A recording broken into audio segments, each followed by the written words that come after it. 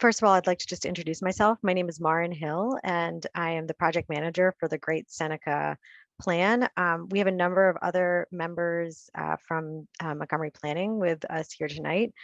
Most of them have their cameras on, so you can tell who they are. Jim is joining us from MCDOT, but Jessica McVeary, Lisa Gavoni, Carrie Sanders, Elwin Gonzalez, Steve Finley, Aaron Savage, and Chuck Kynes from the Parks Department. The other people are from planning, are part of our team. So we're lucky to have a bunch of them here supporting and listening to what we're going to talk about tonight, and what we hope to hear from you as well. So I'm going to pull up a presentation, and I'll just let you guys know what you can expect out of the evening. And then let's see. Can you see that screen? Yes. Okay, good. Got some thumbs up. So thanks again for coming to the Great Seneca Plan Connecting Life and Science Kickoff community meeting. Just really briefly, this plan is actually an amendment to a 2010 plan. And there was recently another amendment, much smaller one, that also amended this 2010 plan, the Great Seneca Science Corridor Master Plan. So I'll be mentioning that, and it's just describing the plan for those of you that are not familiar with it. Oops. Got a little overzealous with my mouse. So today we just did these brief introductions for staff. I'm going to give a brief presentation that really talks about what a master plan is. I know that some of you may be familiar with our master plan process, while others may not be. So it'll just get us on the same page. I'll also describe some of the previous planning efforts, like the 2010 plan that I mentioned, and then discuss why we're doing this plan. We will we'll have a brief time for questions, and then we're going to break out into small groups for discussion. So we'll put you each in a breakout group. And this is really our opportunity to hear from you about what you're interested in, what you want to learn more about, or what brought you here tonight, and what topics really motivate you, so that these will ultimately inform what we're looking at and how we're going about our master plan effort. And then we're going to come back together, hear a little report out from each group, so we know what we are all talking about, and then I'll share some next steps and ways to stay involved in this plan effort. So let's see. Before we get into the presentation, oops, let's see. My Zoom would someone actually launch the first poll? Because I realize now I cannot see my screen. If you'd all just let us know what neighborhood you live in, so we know where people are coming from, and if your neighborhood doesn't have a name per se, you can let us know what's the nearest landmark, like a school or a park or major road even. But we'd love to just see where people are coming from tonight.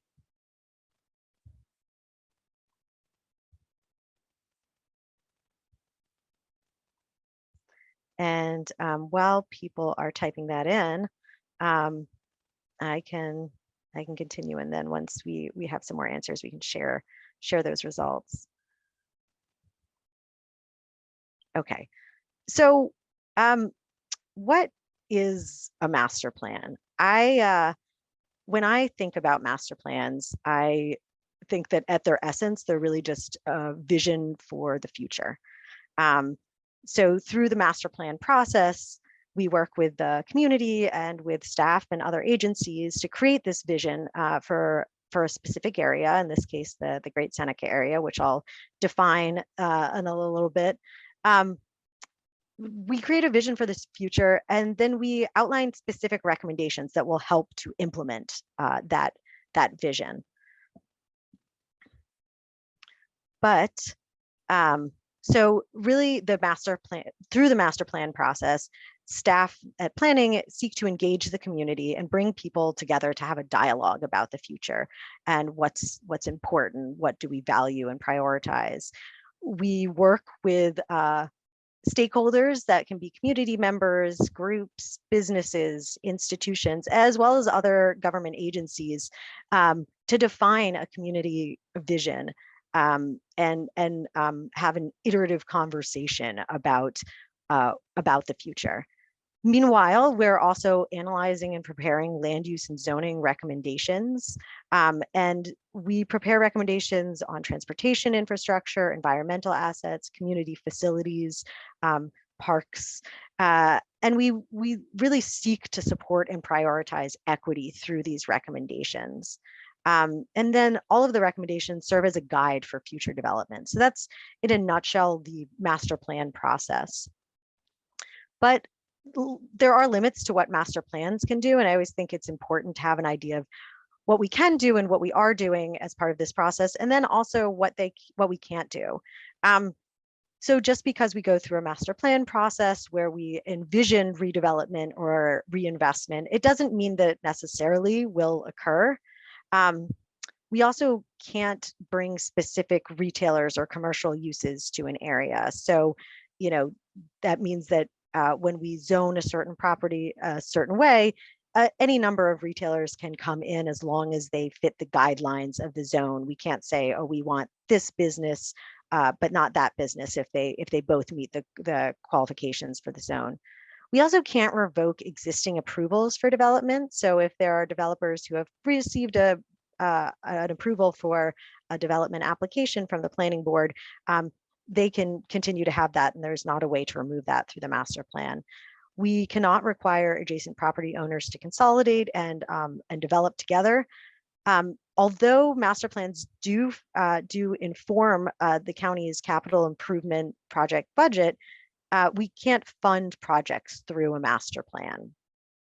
We also don't address roadway operational issues like stoplights, and we also can't enforce code or help with crime. There are other organizations like agencies like the Department of Permitting Services and others that do that. So that's just more or less what we can and can't do through a master plan.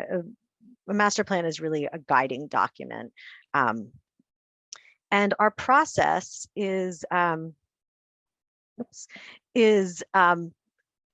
usually a year to 2 or 3 years long. This will be about a year and a half, a little more than a year and a half. And it'll be almost 2 years in the end. So it starts off with getting a project on the work program, which means that County Council sets the Montgomery Planning work program. They say that we need to do this project, so we put it on our work program. Once we initiate, we are in the pre-scope of work. That's where we are right now, and that's really when we're having our first touches with community members, with other agencies, and beginning to define what it is we're going to do for the rest of the plan process. And we develop a scope of work, which we take to the planning board, and we present it to the planning board, and if it is accepted, it is an approved. This is what lays out what we will study and how we will go about our master plan work. The bulk of our work comes after the scope of work is approved, and that's our visioning and analysis. And the visioning part is really that community part, the conversation with all of you, with our agency partners, with other stakeholders and institutions that, as I mentioned, is really asking that question of what do we want our future to look like, and what do we want to preserve, what do we want to change in our area, and how can we improve quality of life. And at the same time as we're having those conversations, we're also collecting data and analyzing it that will also, and these two pieces will together inform our preliminary recommendations. And the preliminary recommendations are just a check-in with the community and with the planning board saying, this is where we think our recommendations are going. And we have a stop point where we're able to check in with the community, have an iterative exchange as with the the planning board. And then once we get that feedback, we incorporate it into our preliminary recommendations and develop a working draft plan, which is really just to say the first draft of the plan. It's the staff's first shot at the plan. We give it to the planning board. If it is accepted by the planning board, they'll hold a public hearing on it.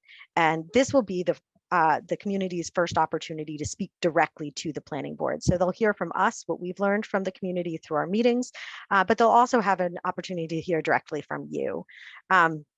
Planning board will work on this, on the draft, make some changes from what they hear and the feedback they get, and submit it to county council, who will review and do their own changes and have their own public hearing. Once it is approved and adopted, that's when we move into plan implementation. And in many ways, this is where Montgomery Planning's role diminishes in the planning process. While we continue to provide consultation and research to the other county agencies, many of our other partners, like the Department of Transportation, are the ones who are really implementing the plan and the recommendations, the Parks Department as well as private developers who are building out according to the guidelines that we've specified in this plan. So just to recap, what really informs the recommendations is three-tiered. It's the community input. It's what we hear from all of you about your wants, needs, vision, and it's also outside consultation of experts who help us develop research studies, do transportation modeling that helps us predict impacts of various recommendations. But we also, as planners, bring our own expertise, such as market forces and trends, planning best practices, and incorporate guiding policies from the county council as well, that are standing policies, making sure that we're meeting those goals and vision of the county. So now to go from the macro of what a master plan is down to what this master plan is, the Great Seneca Plan.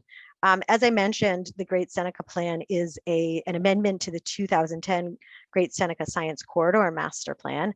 And these are the boundaries that were developed in 2010. And for people who have heard me talk about this plan before, I call it my Swiss cheese plan, because the boundaries are non-contiguous and you kind of get these islands or archipelagos, these holes within the plan boundaries. So what you see on the screen, the yellow area is the City of Gaithersburg. The pink area on the right is the City of Rockville. And the northeast corner that is brown is the town of Washington Grove. And all of these municipalities have their own planning authorities. So Montgomery Planning actually doesn't plan for the land area within each of the municipal boundaries. But we know that people don't live their lives with these somewhat artificial boundaries. So we will be in communication and coordination with our counterparts at these municipalities as we go through our planning work. And just to further orient you, so you can see here a couple of same plan area, but we've just kind of taken out some of the noise, and all the areas in gray are what our plan area is. And you can see a few of the landmarks, like that middle blob is primarily the National Institute of Standards and Technologies. On the western side, you see the park, as well as the neighborhood of Quince Orchard. And then on the eastern side, which is really where we're going to focus, is you see that southern blob. I wish I had a more technical term than blob, but that southern area is where the Adventist Healthcare Medical Center is, the universities at Shady Grove, as well as several of the large apartment buildings such as Camden, Shady Grove, and Mallory Square.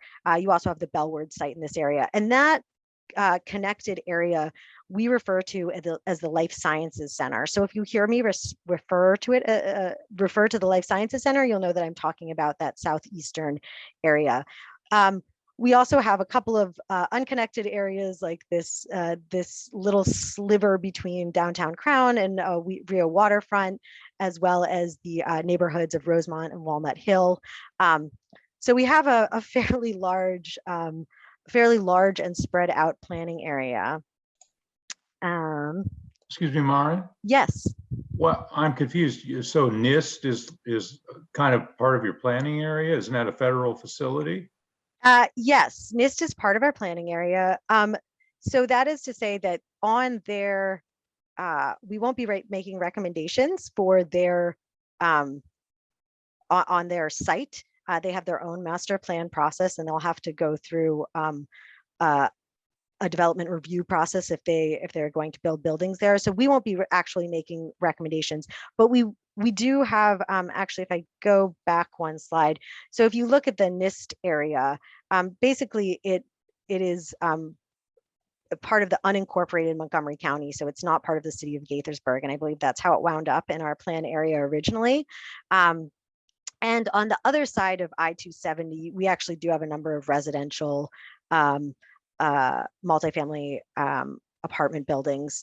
So we are coordinating with NIST. They have interest outside of just their immediate site too, because obviously their employees are traveling to the site, as well as they have deliveries and other things that are coming in and out of the site. So they're interested in kind of coordinating, but you're right, we won't be making recommendations on their site.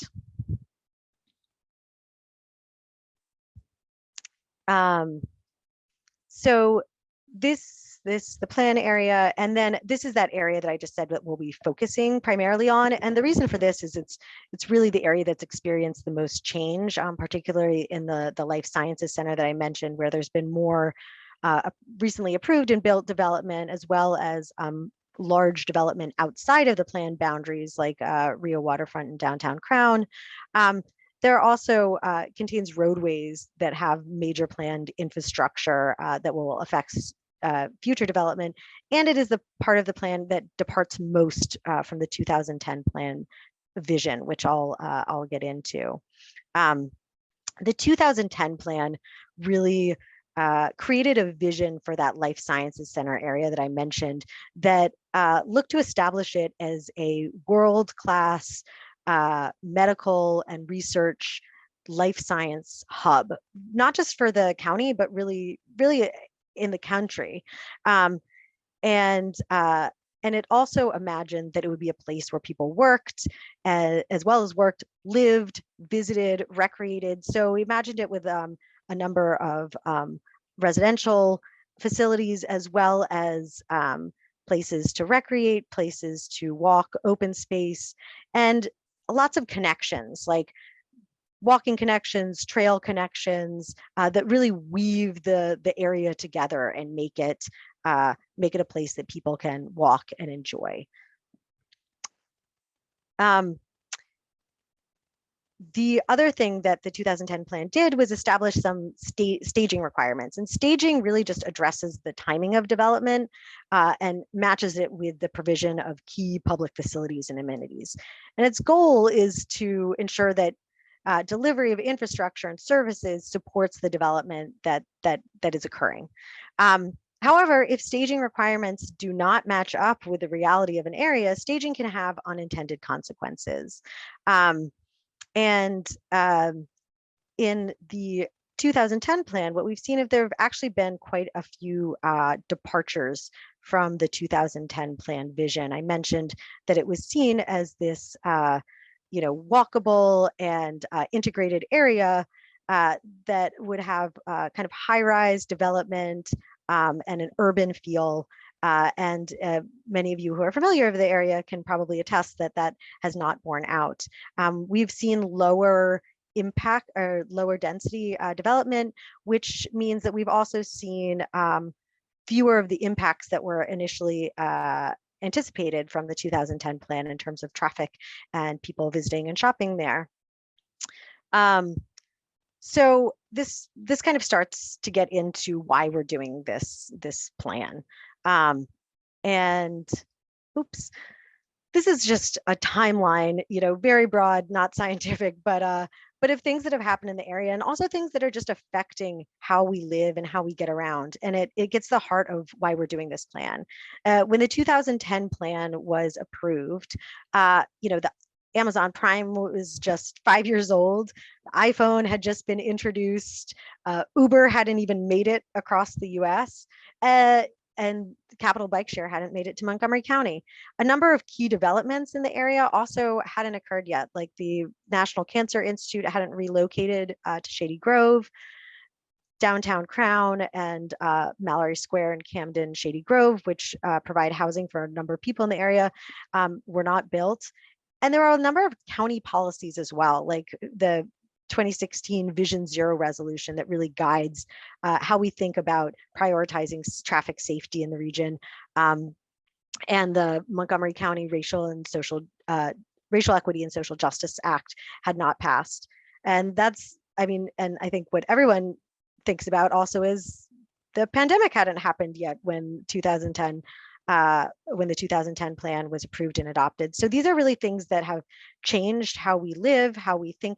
And this plan offers us an opportunity to reevaluate what we did in 2010 and make sure that we're still on track and incorporating some of these big changes into our planning. So what you see here is actually from the 2021 Great Seneca Science Corridor Minor Master Plan Amendment, which was a very narrow amendment that was basically addressing the staging requirements from the 2010 plan. As I mentioned, if the staging requirements don't match up with the reality of what we see on the ground, it can have unintended consequences. And one of those consequences was that the staging was really holding up development of life sciences in the area. And this area is really an economic driver for the county as a whole. So the 2021 amendment had two recommendations. One of them was to add a little bit more development capacity that would allow crucial development to move forward while we examined the staging requirements. And the second amendment, or the second recommendation, was really to initiate this comprehensive amendment to the 2010 plan, the one that we're working on right now. And this would be really looking at the departures and barriers from the 2010 plan, as well as changes to the potential elimination of staging. And the major pieces that I talked about, like the Vision Zero and the Racial Equity and Social Justice Act, and incorporating them into a new vision for this area. We also thought that this was an opportunity to employ a robust outreach and engagement strategy that would really get buy-in from the community and learn what people wanted in this area and where they saw the future of this area going. So the 2021 amendment initiated this Great Seneca plan. And so I mentioned incorporating Vision Zero and the Racial Equity and Social Justice Act.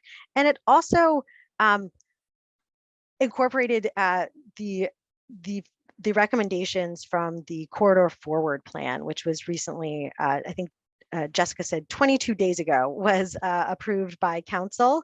And this plan has really reimagined some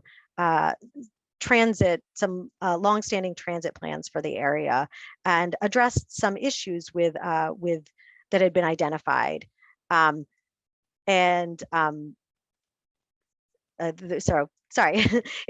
It reimagines the Quarter Cities Transitway, which had been a longstanding transit plan in the area, but hadn't moved forward and had been part of the 2010 plan's vision for the area.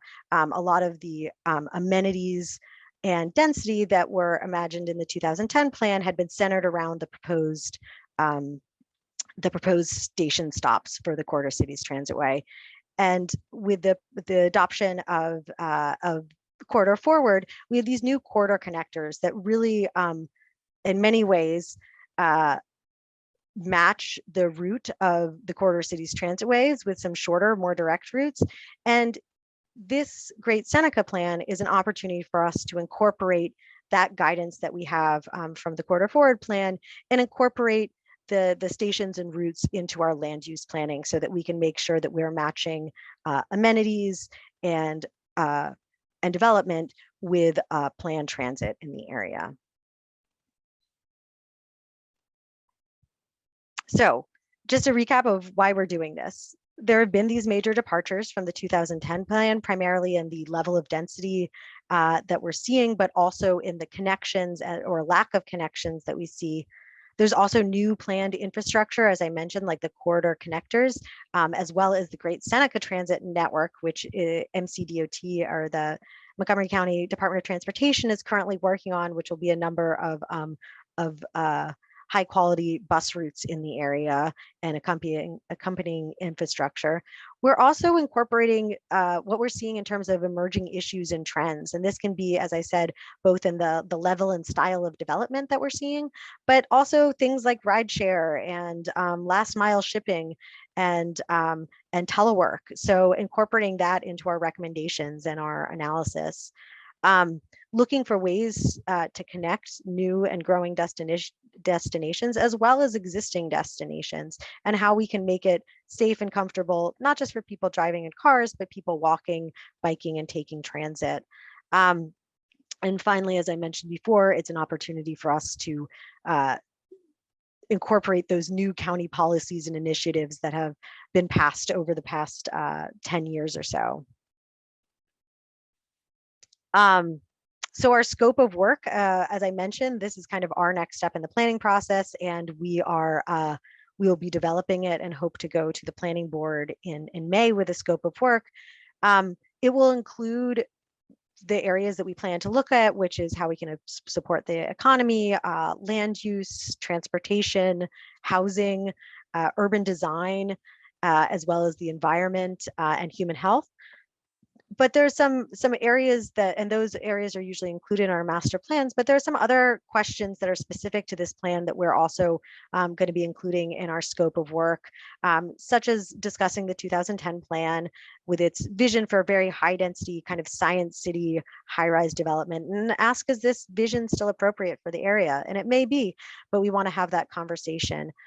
Explore right sizing zoning. So looking right now, there's a lot of development capacity that's still out there that is unbuilt, and seeing if it's appropriate to increase zoning, or if it's possibly appropriate to decrease or leave the zoning as status quo as it is.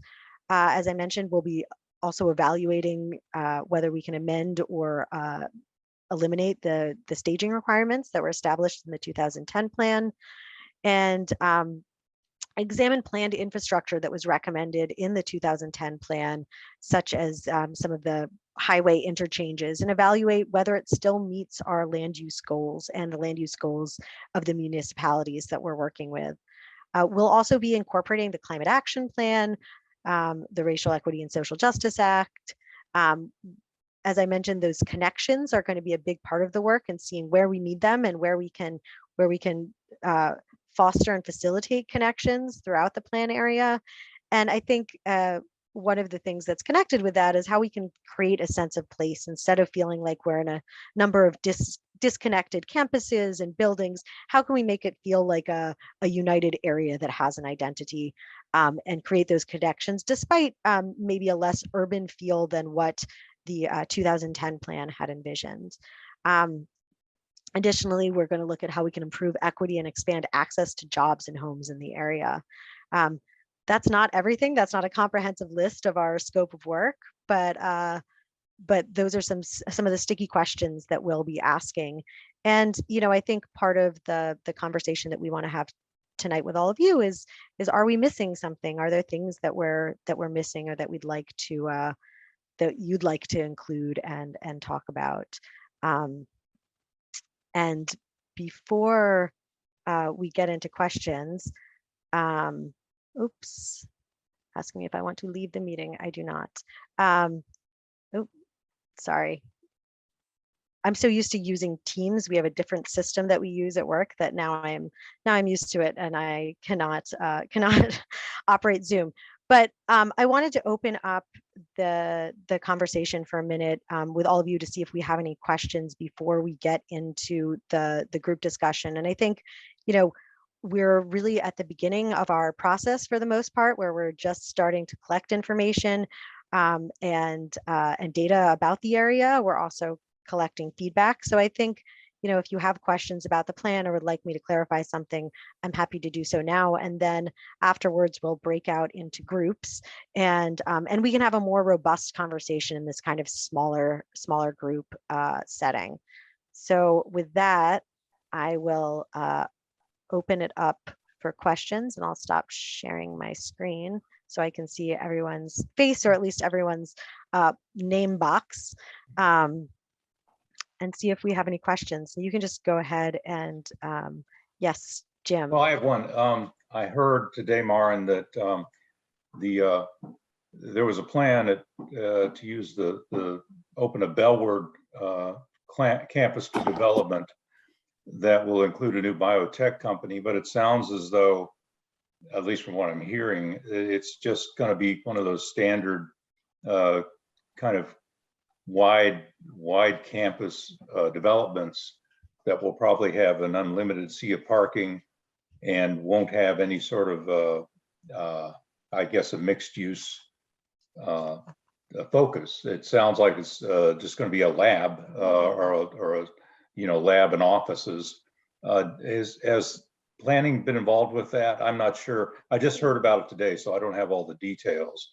Yeah, so I can give a quick answer, and then if I'm missing something, Carrie Sanders might want to follow up. But the Bellworth, there's been a concept plan that was recently submitted for the Bellworth site from Trammell and Crow and Johns Hopkins together. They have an existing approval on that site that where the layout of the buildings and the roadways has been approved actually decades ago. So they came in with a concept plan, which is a concept plan is really just an opportunity for a developer to check in with planning and say, this is what we're thinking. What feedback do you have for us? Are we on the right track, the wrong track? And just get our staff's feedback before they go through a formal application process. So right now, that is where we are at. They have submitted a concept plan. I'm happy to share the link to those documents that they submitted. I don't know if I can't speak to the changes that they may have made since they submitted that, but if you are interested, I can share that. And Carrie, I don't know if you want to add anything about on the Bellworth site. Thank you, Maren. I think actually Maren summarized it well, but we have a concept plan. The planning department provide comments. The next step, if the applicant moves ahead, the next step is that they would submit further plans that would go through our development review site, and all those would be publicly available, and we can share those throughout this plan process with you. So just to follow up on that.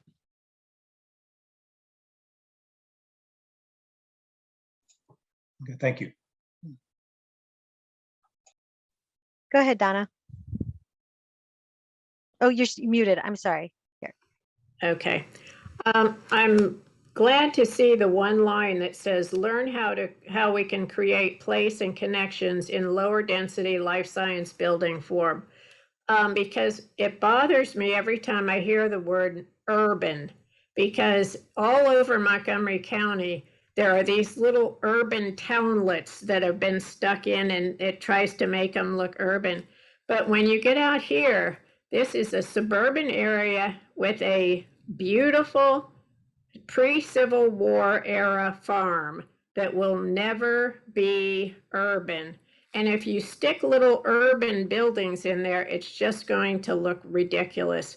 So if you are actually recognizing that and working with the area the way it is and the way it will always be, Bellworth Farm will always be a farm. So work with it that way. You can still do great things, but keep it not urban, because it's never going to be urban. Thank you. Thank you. I think if there are not any other questions, I'll save the discussion for the groups, because I think it'll be nice for us to be able to have a little bit more back and forth as we go along. But, we want to hear, how you feel about this area and what things you really love and what things you'd like to change. And we know that not everyone's going to have the same opinions on that. So we look forward to chatting with you all together. Before we get sent out into groups, I know that circumstances are different for everyone and you may not be able to turn on your camera, but we're hoping that people will be able to turn on their cameras when we go to the small group so we can just see who's in the room with us and put a face to the name. And then also we're hoping that everyone participates in the discussion. So we have a couple questions for you that we'd like people to weigh in on, but we'd also love to just, chat, have a discussion with you, answer your own, have you bring up your own questions or ideas or thoughts. So if you're able to, if you're in a position to, please turn on your camera when you go into the small group, and please share with us. Be ready to give some ideas as Donna has already, and or questions as Jim raised. So we're looking forward to chatting with you. You'll probably see a little thing pop up that Lisa will be giving us. And you can just accept that and it will send you to a room. If you don't receive one, you're probably going to be with me and Elwin right here and you won't go anywhere. So thank you all, and we'll see everyone back in this room. Lisa will call us back in a little bit. Sure, I'm opening all the rooms. We'll be there for 20 minutes and we'll get a 60-second countdown when our time is up. So see you all on the other side. Hello, everyone. Hi, Marin. This is Marissa speaking. My camera's not. I'm so sorry. No worries. Well, you have that great photo too that we can put a face with the name. Thank you. I just want to say I think we've been emailing a bit back and forth about the plan. So with that being said, I think I will not be making too many comments. I'm just excited to be here to hear thoughts. I just wanted to let you know that before I'm sitting here awkwardly in just silence. I think you know why. But thank you. Yeah, no pressure, guys, but if you'd like to turn your cameras on, it'd be great to see a face with your name. And also as you're speaking. Hi, everybody. This is Jane Briggs. I'm with the universities at Shady Grove. So I may too be awkwardly quiet because I participated in some various previous meetings and discussions around this. So I'll jump in if needed, if I feel I have a strong opinion.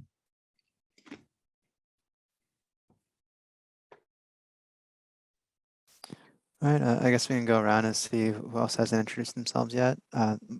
As Marin mentioned, my name is Alan Gonzalez. I'm a transportation planner here with the Mid-County team with Montgomery County. I guess, Jennifer, do you want to introduce yourself? Hi, sure. So I'm Jennifer Golick, and I work with Montgomery County Commuter Services as a contractor doing outreach to employers in the greater Shady Grove area.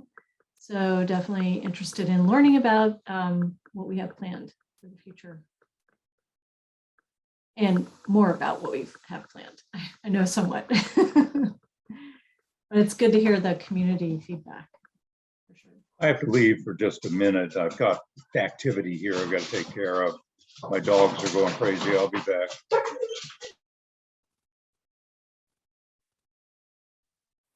Yeah, Mike, do you want to introduce yourself? Yeah, hi, good evening. So I actually work with Jane also at the universities at Shady Grove. The difference is, I guess I've only been there for about 2 years, so I don't know a whole lot about the plan and the development that's coming, but I've heard a lot about, the science technology area and the development in the area and the Johns Hopkins property. So I'm just curious about what's coming, what's the planning is, and what issues surrounding transportation. I think transportation always seems to be sort of an issue for the university. So I just wanted to join and learn more about, the whole project and what's coming to the area, what the plans are.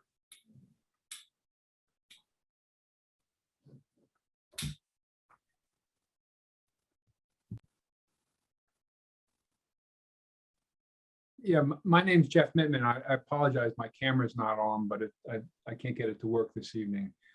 In any case, I'm a homeowner in a small townhouse community at the corner of Travella and Darnestown. And I'm just interested in how the planning and the development is going to impact life here in this corner of the county. And thanks for the opportunity to participate. Yeah, thanks for coming. I see Elle Bass just joined us. I'm not sure. Would you want to introduce yourself and what interests you have in the study area?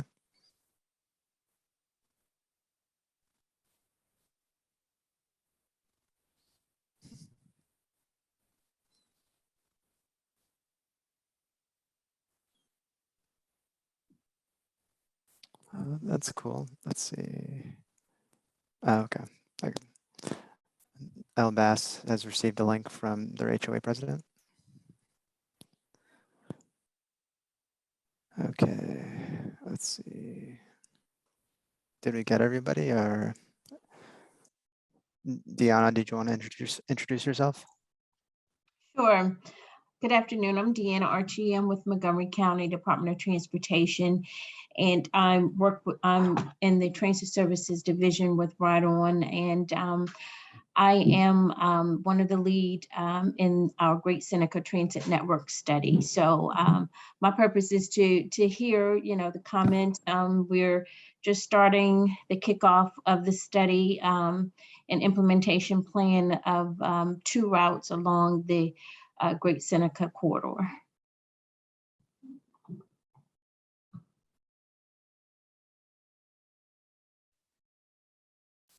Okay, I guess we can get started talking with our discussion. I believe we don't have much time left, but I guess we want this to be kind of a free-flowing conversation, just getting more feedback from you guys to see if there's anything that, that's on your mind in terms of, if there's one thing you can preserve or change in the area, in your neighborhood, what would that be? And Maren is sharing her screen for this this program that we're using called Jamboard. It's basically like a virtual way of collecting everyone's thoughts onto a platform for everyone to see. It's kind of like using Post-it notes for a board, or having like a notepad that we use like at real actual in-person meetings. But this is what we're using for our virtual meetings. So I guess I'll just open it up for anyone who has anything that wants to, just mention things out front. Yeah, this is Jeff Mittman. I'm quite conflicted by the whole process. There's part of me that doesn't want anything to change. Okay, he wants to leave it exactly the way it is, but better. And another part of me that recognizes that change happens and the county has to grow and evolve to accommodate the change that is going on. So I have this conflict between I like the way it is, want it to get a little bit better, but I don't want it to get worse. And change is scary. So it's not very helpful, but it's the reality about how I feel about things. No, that's definitely helpful. There's a lot of folks in our communities that, they really love where they live. They don't want to see much change. And that's always valuable to hear as well. And that's definitely the kind of feedback we want to hear. Yeah, but on the flip side, I know that, the county is growing. We need to accommodate more people. We need to accommodate more traffic, more people, more schools. We have to supply the infrastructure for all of that. And it has to be done in a thoughtful, careful way. Otherwise, it can get a lot worse. So it's a process that needs to happen. It just has to happen.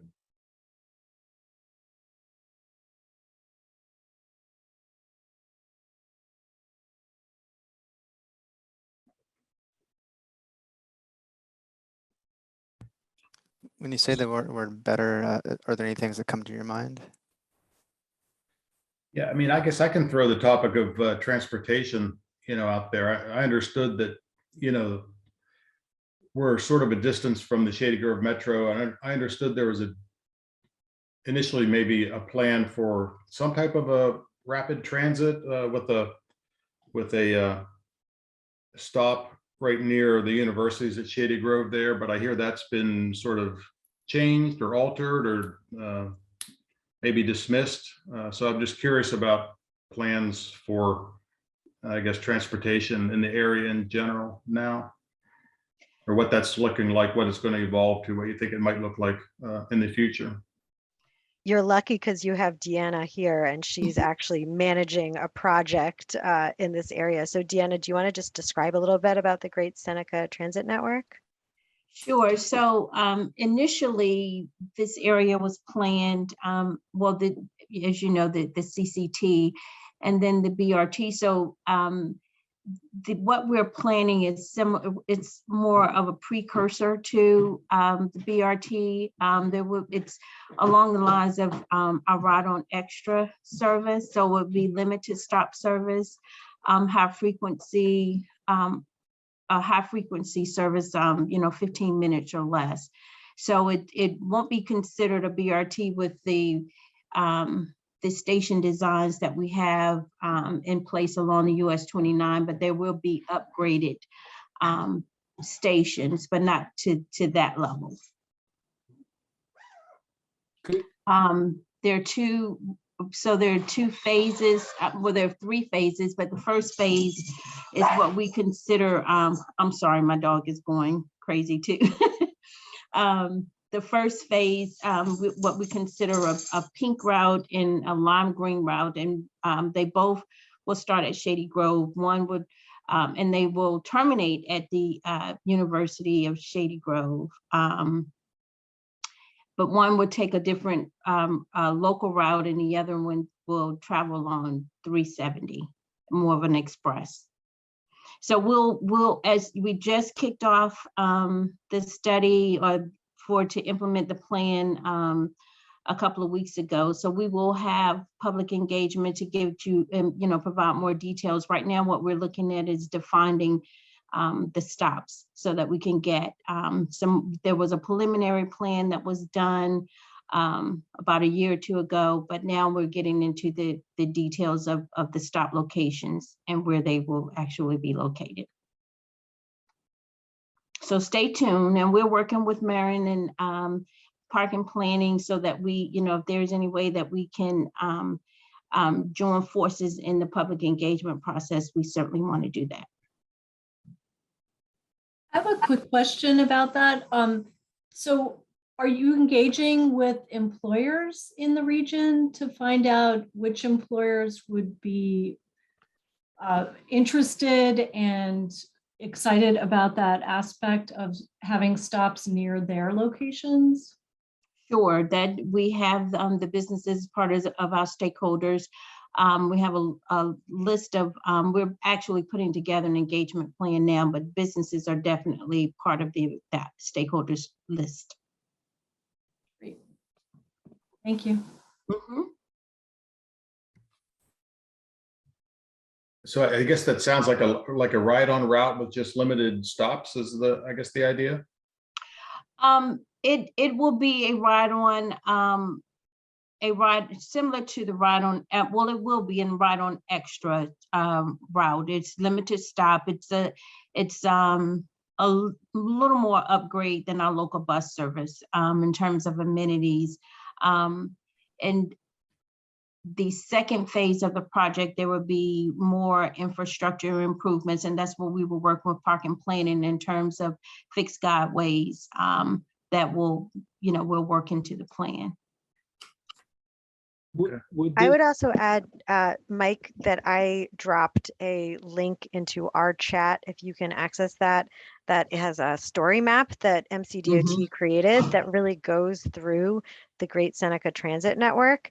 And it's, I think it captures well that it's, not just a series of buses, but really a network. And that, as Deanna mentioned, that there are going to be a number of upgrades throughout that will make it feel like really high quality transit, and we'll have that kind of faster, more frequent routes than some of the routes that service the university right now, which I'm sure you're familiar with. And that, I think what's exciting is we're also looking at infrastructure that can support that. So as Deanna mentioned, in addition to upgraded stations, there may be things like queue jumps, which means that the buses will be able to go first at a red light, or there may be areas where we're dedicating specific lanes for buses, so that they are, even if there's traffic, they're able to go ahead. So so, I think that story map, it's just a plug for their story map. I think it does a good job of capturing what they're doing and kind of how the network will expand. Thank you. Yes, a very good point. Yeah, maybe we can shift gears a little bit and ask, are there any areas in your neighborhood within the study area that you like to exercise or play outdoors in? Do you have like a favorite park or a trail?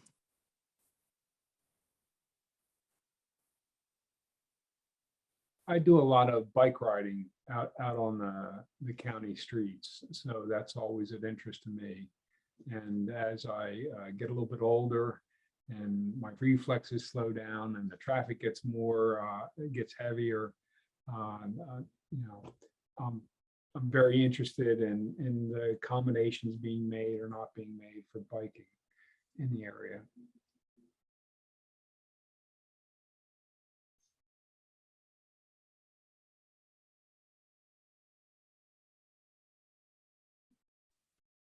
Jeff, just to jump on that, I think one thing that's exciting in this area is that there are plans for a lot of bikeways and also connections to some of the existing natural surface trails that we have in the area. So I think that that's a subject that we're really going to want to dive into. And just to to also give a little plug, me and Jennifer will actually be at Bike to Work Day at Falls Grove Village Shopping Center. So if you want to bike over, we'll be there pretty early. I think the stop is 6:30 to 8:30. But talking to people who ride bikes to, figure out the connections that they want to see or where do they ride now that could be improved. Because I rode my bike around this whole area and parts of it were not for the faint of heart. So I know that it can be a real challenge, and I love biking, and now I have a young son and I like taking him on my trailer, but a lot of those some of the sidewalks up there with those really fast roads, I probably wouldn't take my son on. So, we want to figure out infrastructure that's kind of appropriate for everyone. Yeah, and keep in mind too that there's at least two kinds of bike riding. There's casual bike riding, which is relatively slow, but then there's more advanced bike riding where people just want to like really get their heart rate up, and they don't necessarily mix very well. Putting somebody that's trying to go fast to get their heart rate up and get a lot of cardio exercise isn't going to mesh well with people that are trying to walk on the same pathway.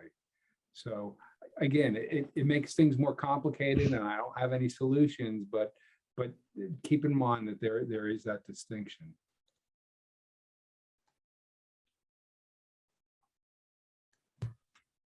I was going to ask also the Great Seneca Highway between, I guess, Darnestown and Key West, the old police academy property.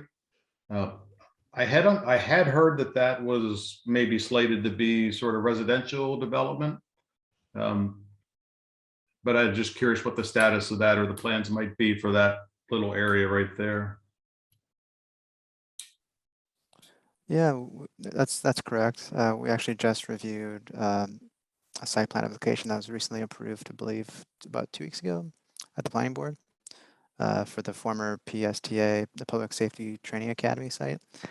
Basically, it's a mixture of townhomes, attached single-family housing with some multifamily stacked flats. That's going to be kind of aligning what's pretty similar with what's called out in the 2010 Great Seneca Science Corridor plan. Basically, having a mixture of housing types with connections with portions of the Life Sciences Center trail network that will be built from the private developer. So it's basically implementing a lot of what was called out in the 2010 plan. But yeah, I'd be happy to share a link to that if you're interested. Do you know when they plan to break ground on that? Well, considering how quickly they kind of went through the development process, I'd say they're eager to get moving as soon as possible. So they probably want to get their permitting probably set this year, and they're hoping to build the project in phases, starting from Medical Center Drive and then working their way westwards towards Key West Avenue. but it's probably a year away before they get all the permits in place. Yeah, probably.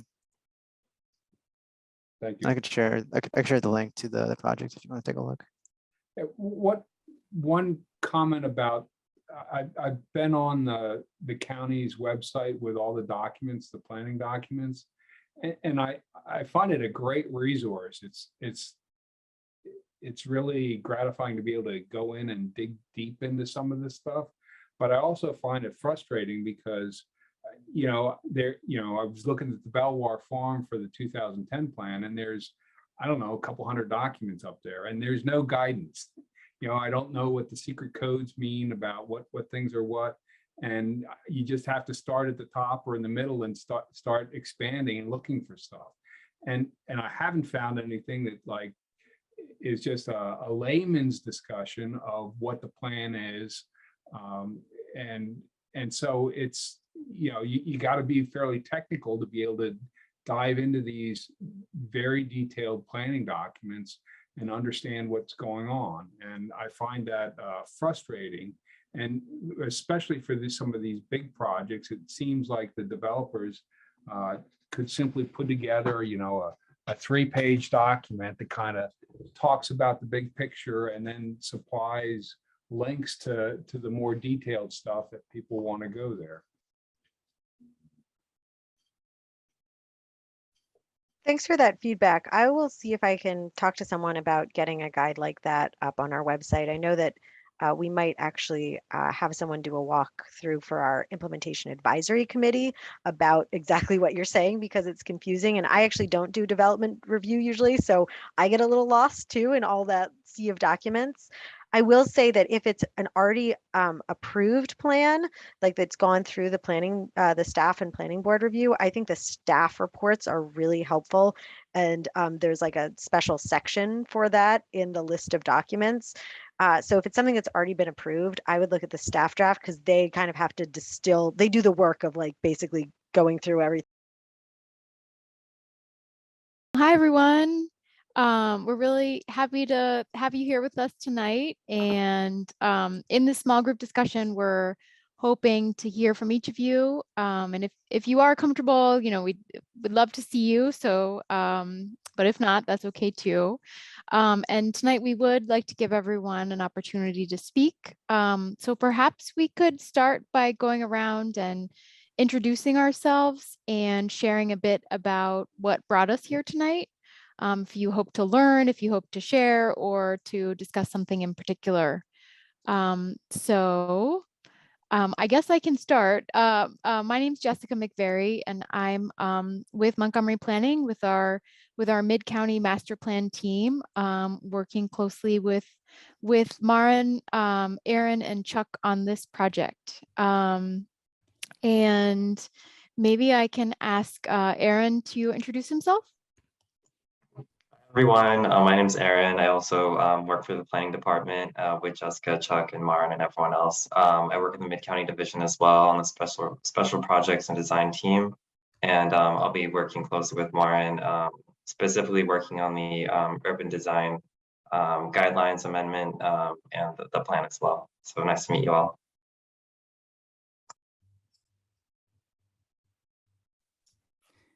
And I'm Chuck Kynes, park planner in the Department of Parks and the Park Planning and Stewardship Division. And my role in this team is to find ways to make the plan area more fun with open spaces, parks, and trails. I'll jump in while we're keeping county employees over here. Andrew Bossy, Montgomery County DOT. I'm in the director's office. I mostly work with master plans, is what brings me here today. I kind of have been a lot of miscellaneous projects tacked on top of that. If you've heard of the Complete Streets Design Guide, I've also been leading that on the DOT side, along with one of the planners from the planning side. I think that's it. All right, don't be shy. Feel free to jump in, or I will call on you. Gabe Kleinfeld. I'm actually a planner with VHB, and I do some work with the Great Seneca Transit Network. So I thought it'd be interesting to join in and see what's going on here. My name is Mustafa Diak. I'm with Loring Consulting Engineers. We are mechanical, electrical, plumbing, fire protection firm. And I just got, I guess, a notice from the Gaithersburg Chamber of Commerce. So I figured I'm going to listen into. And I've been living in the Gaithersburg area for 22 years since college. So I figured, and I live in the Quince Orchard Knolls neighborhood. So I'm right close to it, so I need to know what's going on. Great. Welcome. Thank you. I'm Sherlock Grigsby. I'm a resident on the North Potomac, just off the River's Edge area. And I just wanted to be aware of what was going on in the area. We moved here about 4 years ago, so I just wanted to be aware of, the future plans and how it's gonna affect, because little kids, so as a family girl, just want to have a sense of how things are developing in the area. Great. Must be my turn, Roddy Moscoso. I live in Mission Hills. I've been here 25 years. I've been fortunate to have the Bellworth property adjacent, basically right behind us. And when we moved in 25 years ago, we had the original plans that Hopkins had for the property that was going to be pretty much all them. But now it's really not going to be the vast majority of what they're planning in the concept now is just going to be a separate tenant, not really a campus property as originally envisioned.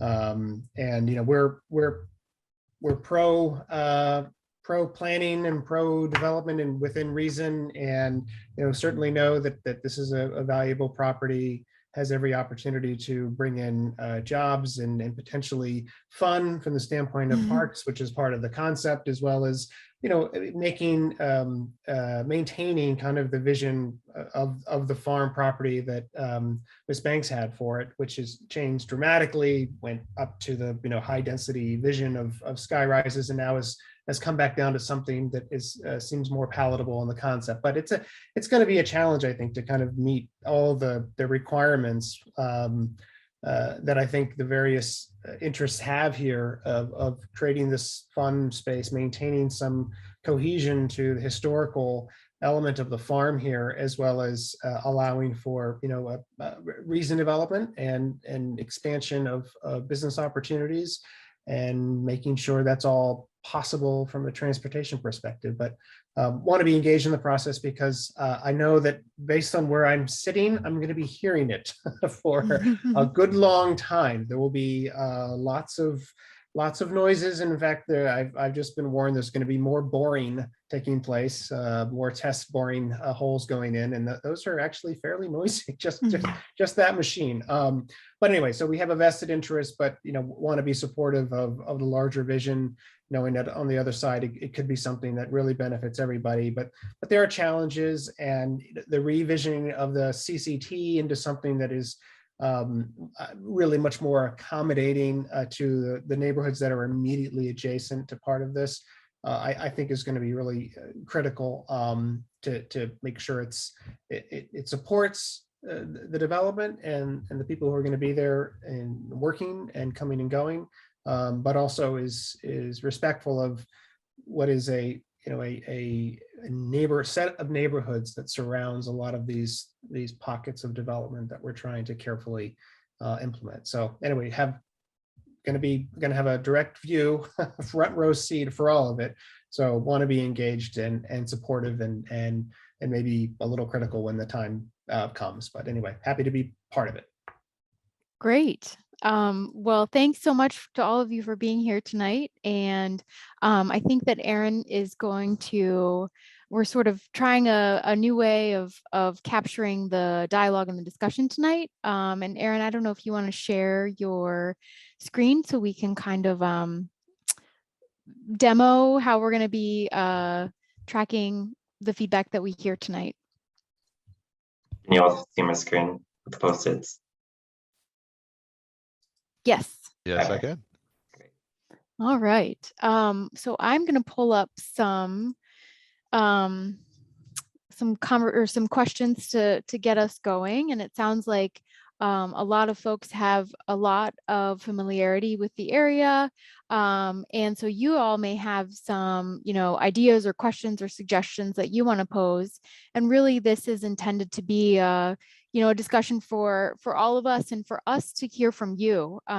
We certainly look for every opportunity that we have to have the community educate us about sort of what they experience on a day-to-day, currently, and what they'd like to see in the future. And so perhaps I can kind of start with a few questions to get us going. So if you had one thing that you could either preserve or change in the future of this area, what would it be?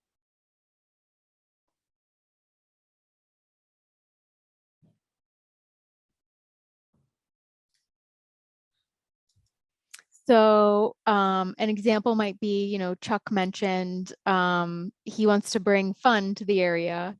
For those of you that live in the area today, what is it about your community that you find really enjoyable, or what are areas or what things are missing that you feel like could make it more enjoyable or fun or active or vibrant, or things that you feel like you want to see in your neighborhood or your community?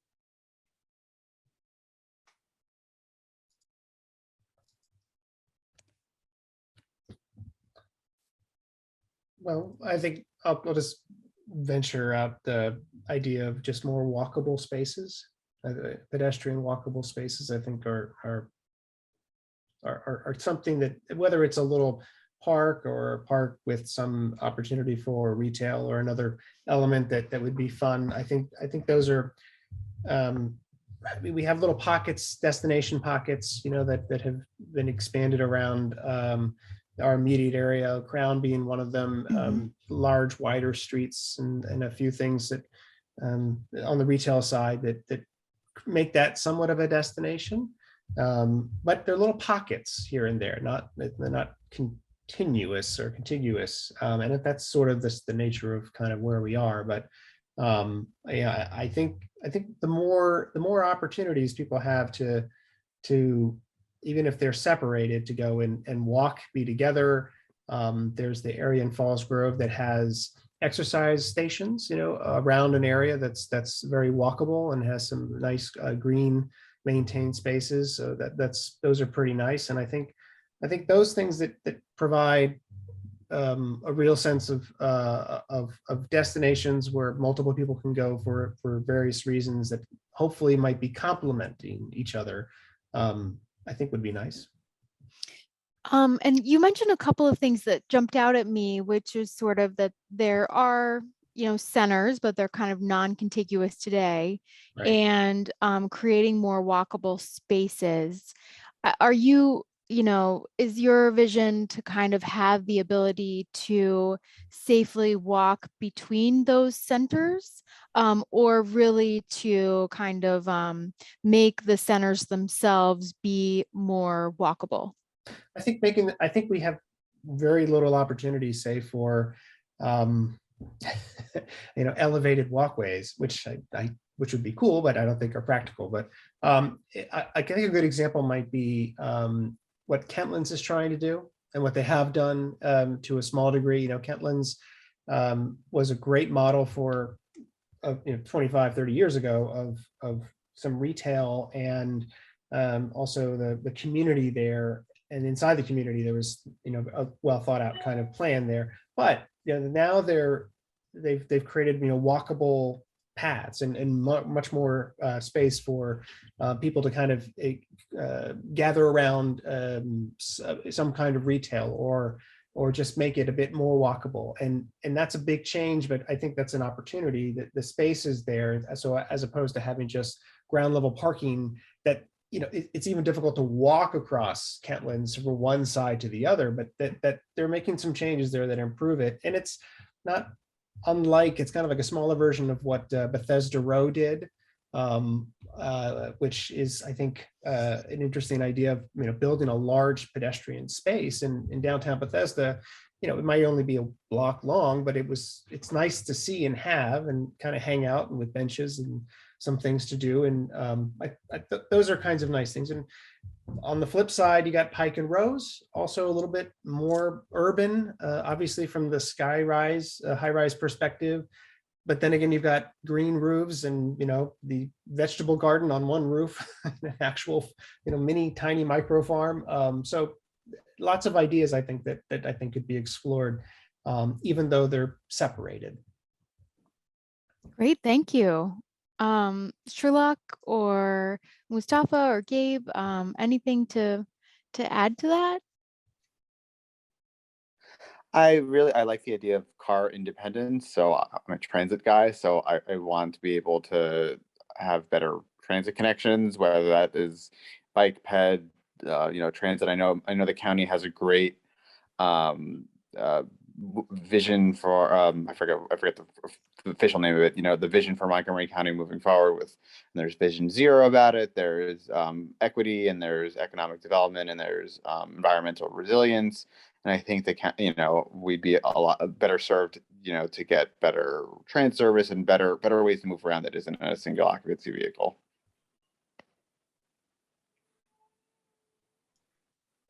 Great, thank you. Sherlock or Mustafa, anything you want to add? Yeah, to add to, I guess, what Rodrigo was saying. Yeah, I know, I don't know, maybe 20 feet from my house, there's a park. And all right, I live in a neighborhood where we have a lot of older neighbors, but there are a few people like me that have young kids, but I never see them use the park. Maybe it's me, it might be my family, but it's just because it's a basketball court. Yeah, we go there to play basketball or to play tennis.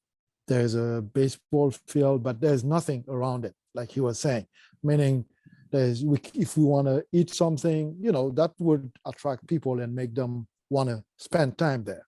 It's either you go exercise or you stay home or you go to downtown Crown or Rio. That's basically what we do. So if we can figure out a way where people can, particularly if you have kids, even teenagers, they can hang out and also, but not walking, crossing streets, but just hang out. And there are some, doesn't have to be fancy restaurant, but just some areas to eat or do something else. I think that would be nice. Great, well, thank you so much. Let's see. So I have two screens here. So when I'm looking over here, I'm trying to look at my notes. So what, maybe, we talked a little bit about what your hopes and aspirations are, right? What are your concerns or things that you are, kind of just concerned about in your neighborhood? As an example, traffic speeds or something along those lines. Can I be blunt? Sure. Let's not make it Clarksburg. Not make it close. So can you elaborate on that? What do you mean? Because these developments are, and I'm in the industry, but it just going like crazy. It's just too many houses. I think it's just, I don't know. I picked that neighborhood because it was a little bit calmer, So let me try to make sure I understand. So, you sort of mentioned like places to hang out sort of near the parks and maybe like small places you could grab some food or something along those lines, but not sort of a lot of townhouse development. Yes, correct. Okay. I feel like sometimes I want to repeat things back to make sure that I'm not making assumptions about, what I'm hearing. So that's all right. That's all right. I'm tasked with reporting back when we come back together. So Sherlock, Gabe, for me, one thing, in addition to physical safety in terms of being able to navigate safely, I just want to make sure whatever's done is actual, like physical safety is kept in mind as well in terms of making sure nothing attracts unnecessary crime. It's, with little kids, that's always a concern. Because like I said, I want them to be able to go about and take advantage of activities and opportunities. At the same time, make sure stuff is done in a way that facilitates personal safety as well. I would say just go ahead. Have climate resiliency in mind and environmental action. Old, very very, very, very suburban patterns of development aren't really sustainable, but I understand there's a very, rich history with farming in this community. So you have to find that balance. And Rodrigo?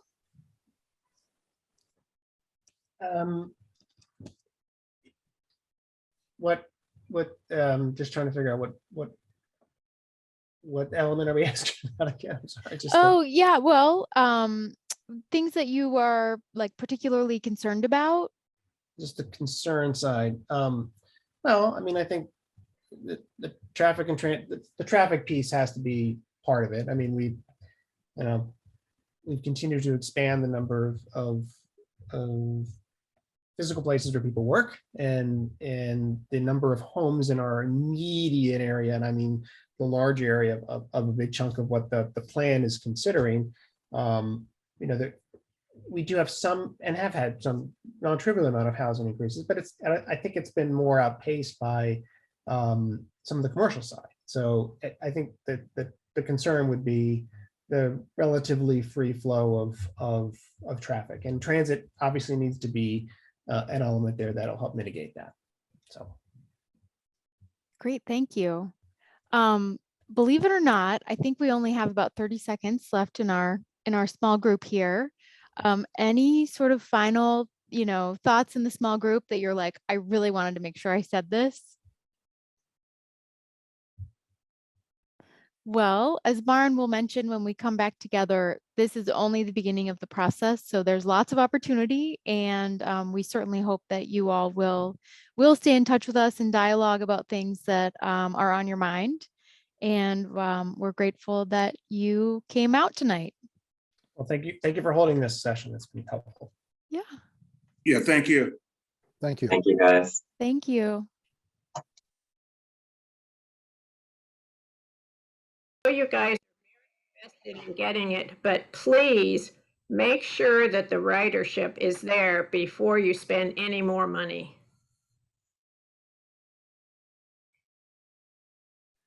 Thank you, Donna. That's a good point that we should keep in mind is the connections to the transit, getting people there from the neighborhoods where they live. And that is an important part of making the whole system work. So if getting cars off the road to the extent we can is part of it, and giving people options that are really viable, making sure that there are workable connections in and through and from neighborhoods to the transit, I think it's an important point. So thank you for that. Mm-hmm. CJ Overley, if you could unmute yourself and introduce yourself, sir, and tell us a little bit about why you're here tonight. You're muted. You're so muted. Oh. Yeah, for some reason, I can see you've unmuted yourself, but for some reason, the audio is not picking you up.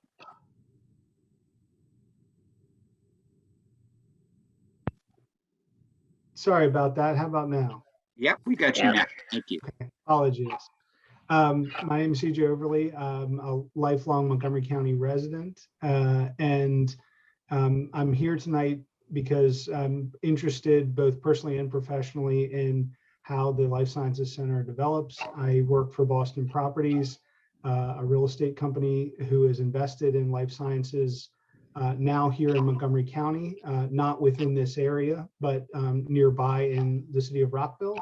And we also have done life sciences in Boston and San Francisco for about 4 decades. So hoping to learn and also, contribute what we know to the process. Thank you very much. That's good to hear. I'm coming to you tonight actually from Reston, Virginia, and as I recall, Boston Properties is heavily involved in the Reston Town Center. If that's the same from that I'm thinking of. We are. Okay. Thank you. Very cool. Thank you. Kathy Lemp, if you would please, I see you're already unmuted, but if you could introduce yourself and tell us a little bit about what you're interested in here. Can you hear me? Yes, we can. Thank you. Okay. Apologies for the frozen video.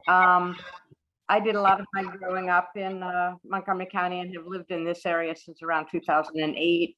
I would say my primary concern is with Bellworth Farm development, and I would like to see the character of that space preserved as much as possible.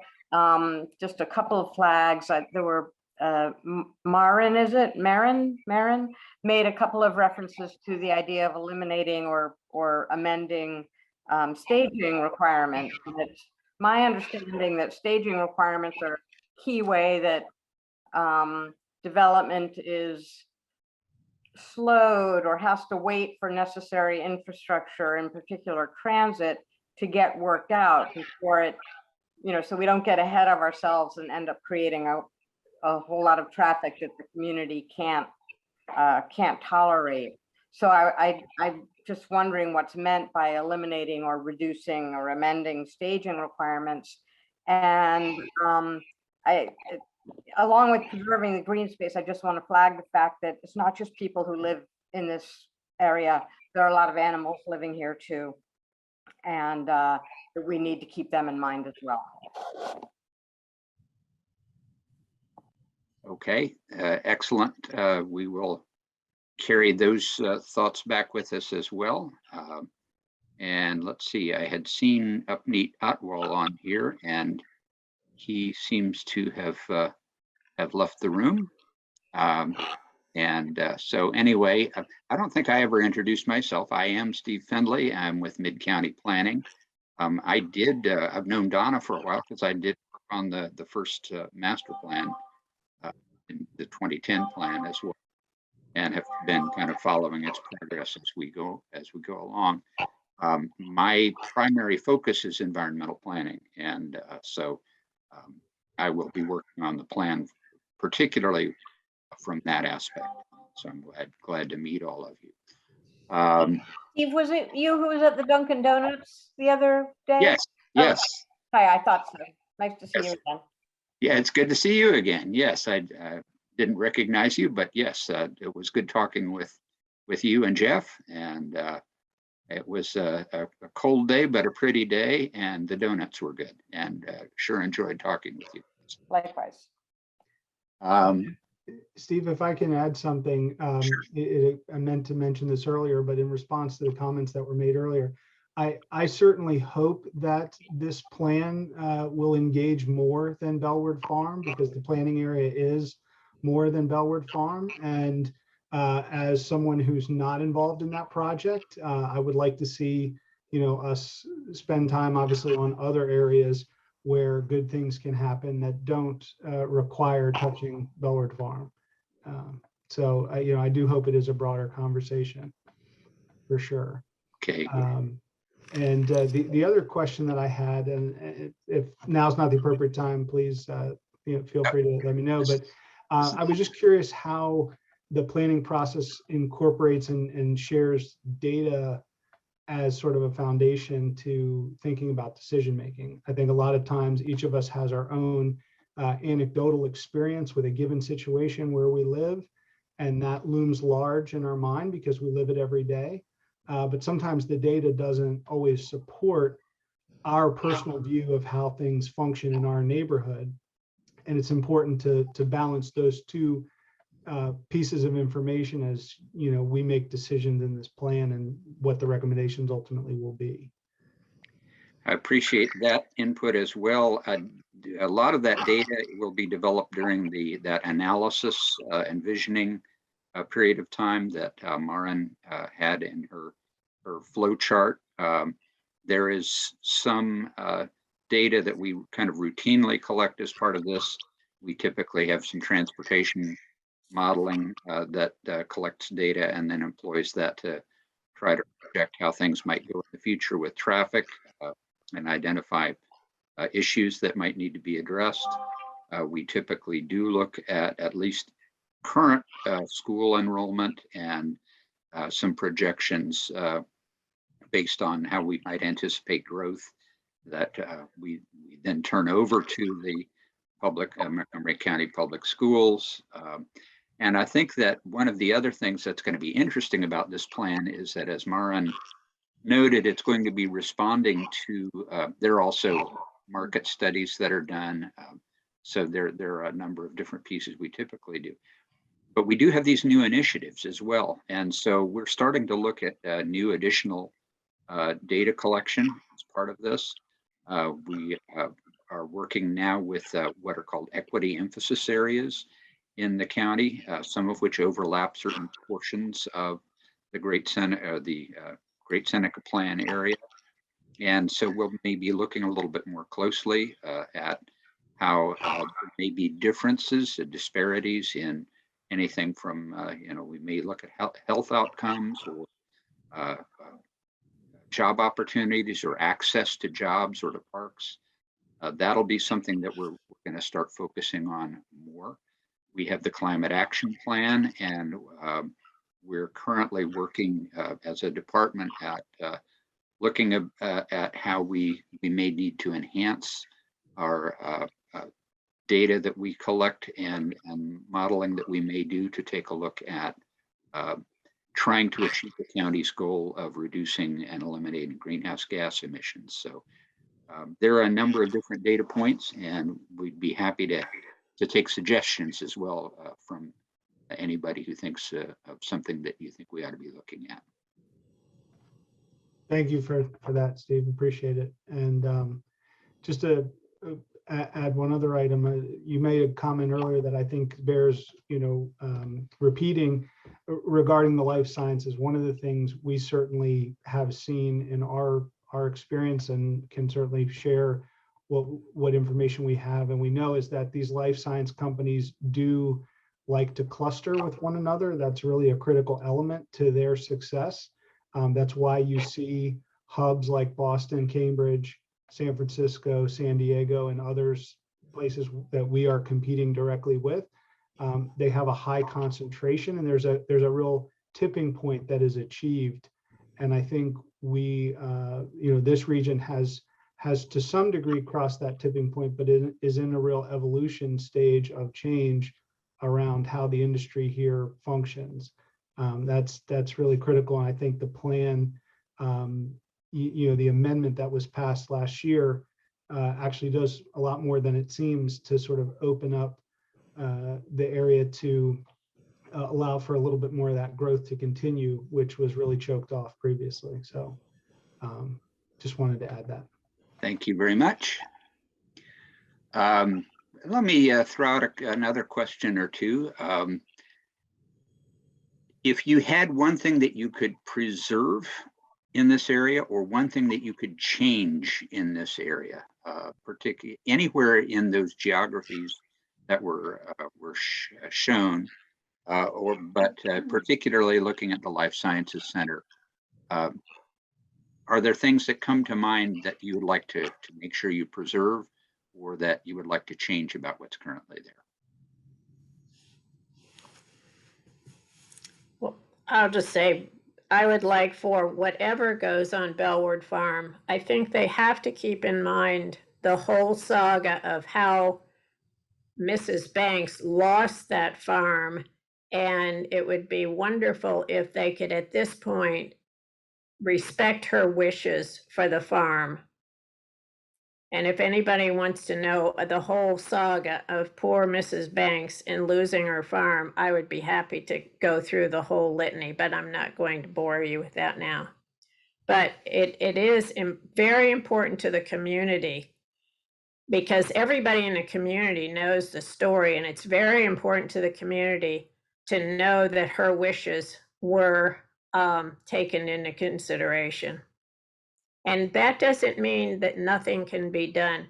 Nobody has ever said, don't do anything on Bellworth Farm, but we do expect that her wishes to some degree can be considered. And we need that tree planted again, the tree that was killed, the big black locust tree. We need a black locust tree. It was a black locust or black gum? Black gum. Yeah. Oh, I thought it was a black locust. I never saw gumballs. Well, I guess I didn't get close because they have all the fences, but Yeah, it's not a sweet gum, a black gum. It's also known as a Tupelo. right, yep, that's the one. Yep. We need that back again. Okay. We're about time, so maybe it would be helpful if everyone could put it in the chat, since we're about to lose the room in 30 seconds. Just I want to make sure that we record at least a thought from everyone, or we can, very quickly let us know what you'd like to preserve or protect. Kathy Lemp, anything that jumps to your mind? I want to echo what Donna said. While the case, lost in court, I think it would be great if we could keep Bellwood Farm as low density and as green as possible. So that's what I say. And CJ, you. Well, thanks everyone for coming back. It sounds like we had a number of very different discussions. And I'd love to just kind of recap each of those. I'm gonna share my screen first because Elwin and I were in the same room. Elwin was facilitating, but just share a little bit about what we talked about in our group, and then pass it off to Jessica after Elwin to give a little recap for her group. Yeah, thanks, Marin. Our group focused on a high level of things that we're concerned about.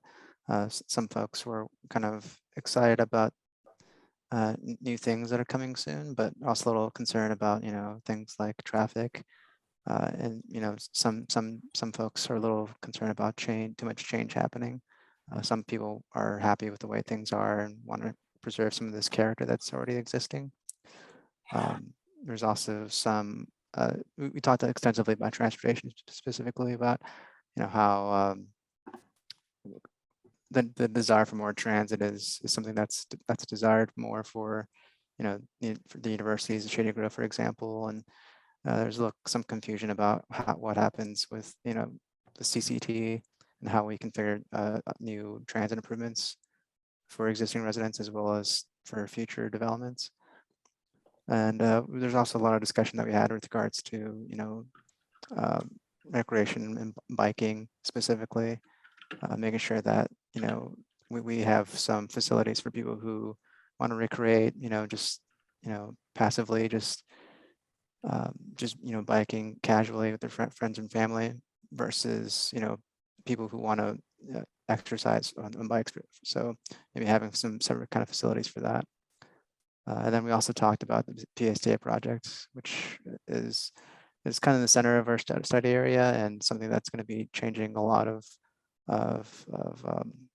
what the former use used to be. It used to be a former safety academy for the police department, and now it's going to be more housing for future residents.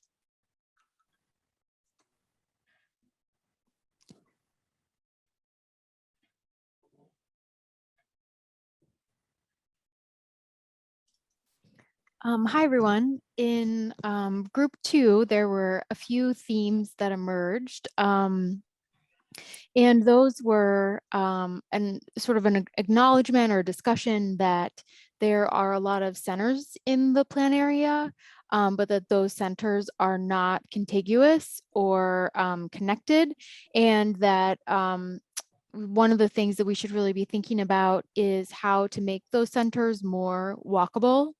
And we also talked a little bit about, that there are places in the plan area where there might be a park, but there isn't necessarily a cluster of other uses that are associated with that. So you might not be able to necessarily go from the park to grab a sandwich or a coffee or something to eat.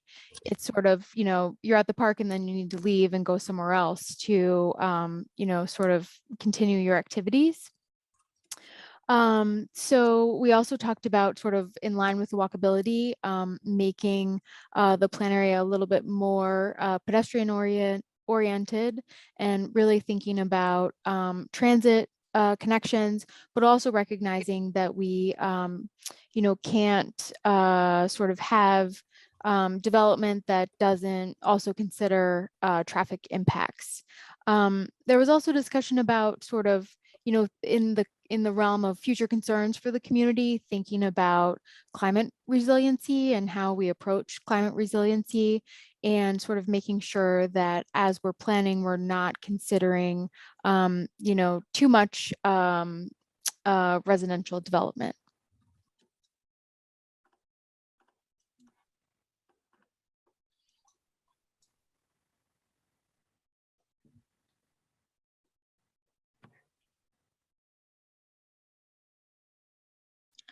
Steve, do you want to do our group, or do you want me to do it? I can go ahead and do that. I was just waiting for somebody to drop the flag, but that's all right. So in our group, there were a number of things, I think a number of good ideas shared. One was regarding transit. The fact that a lot of people are living in neighborhoods that kind of have a lot of cul-de-sacs and streets that go back a ways. And so a lot of people get in their cars to get out of their neighborhoods. And they're with the CCT, there wasn't a lot of parking provided. So the importance of being able to find ways to get people out of their neighborhoods to and connect them to the transit is important in making it work. There was an idea expressed that this area is suburban and always will be suburban, and that we need to recognize that and plan it that way. There was a question: is this plan going to be about more than Bellward? There was a feeling in the last plan among some folks that really that was the focus of the 2010 plan. They were wondering whether this is going to go beyond that. And then as a follow-on to that, there was a hope expressed that it would be something that looks well beyond that, particularly focusing on the importance of the life sciences industry and the opportunities there, the structure, the kind of the critical mass that is there now, and creating opportunities for that to continue to grow. And a couple of people who definitely were expressing a lot of concern about the character of the Bellward Farm area, and really wanting to make sure that we kept any development there low density and to keep it green. I think those were the major.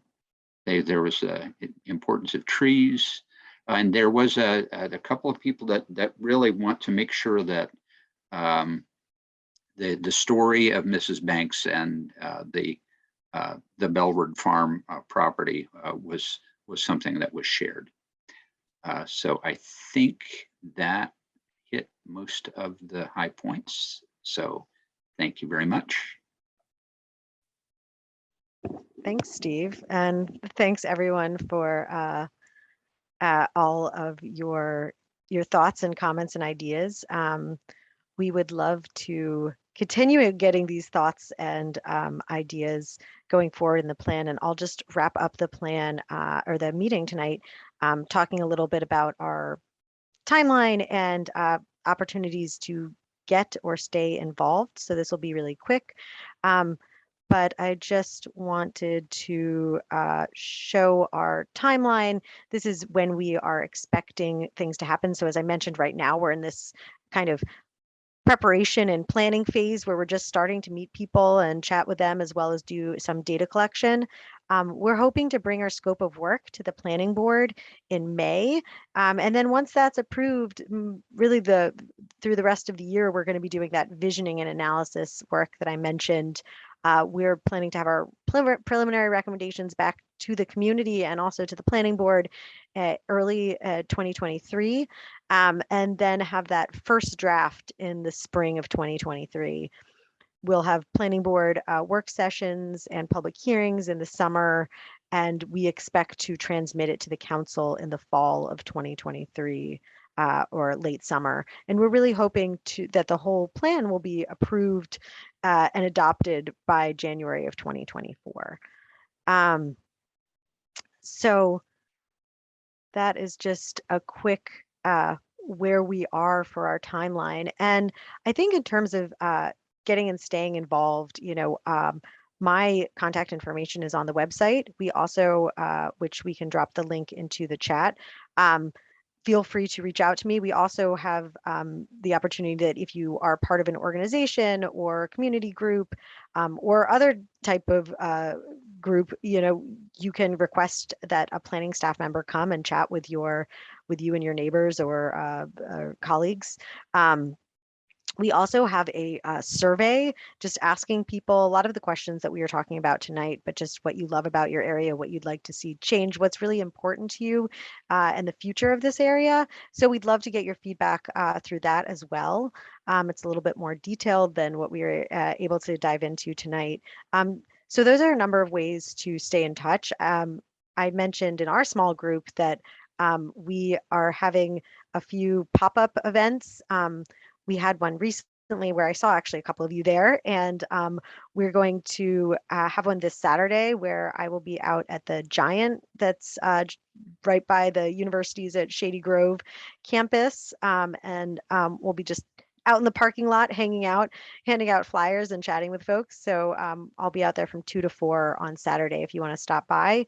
I will also be out with my colleague Jesse, who is not here, and Jennifer for Bike to Work Day, which is May 20th. And we'll be at the Falls Grove Village Center shopping center. So that is an early morning thing, but if you want to bike over, or even if you're walking or driving, you can come chat with us from 6:30 to 8:30 because it's like supposed to be a pre-work thing.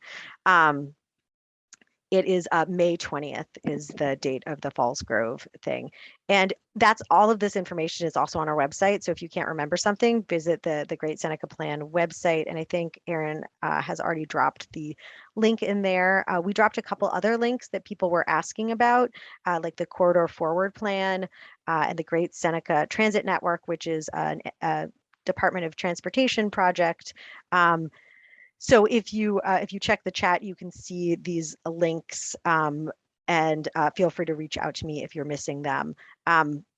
In terms of next steps, one of the best ways to stay in touch with us is our newsletter, which you can sign up for on our website. And I think that, we're going to continue to have meetings such as this one, but with a little bit more focus on visioning or on specific topics.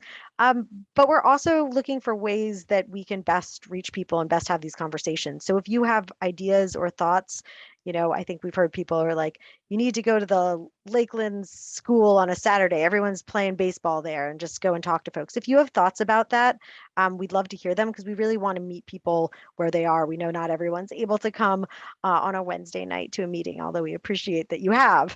And then, as I mentioned, on May, at the end of May, we expect to go to the planning board. So if you're on our e-newsletter, you'll get an update when we have a date set for the scope of work at the planning board, and you can listen in and also read a copy of our scope of work once it's there. But we hope this to be an iterative conversation where we're getting ideas and people are raising questions with us, and that we can come back with our own ideas and questions, and that this will make it a better plan process and ultimately a better plan for the area.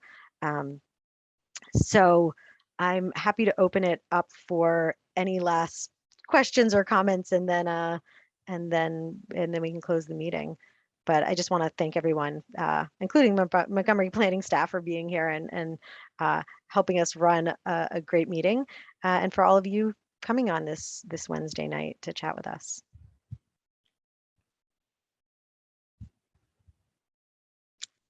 And if there aren't any questions and everyone just wants to get out of here, I can also understand that, and we can just close the meeting down. So I'll hang out for another minute, and people can filter out as they choose.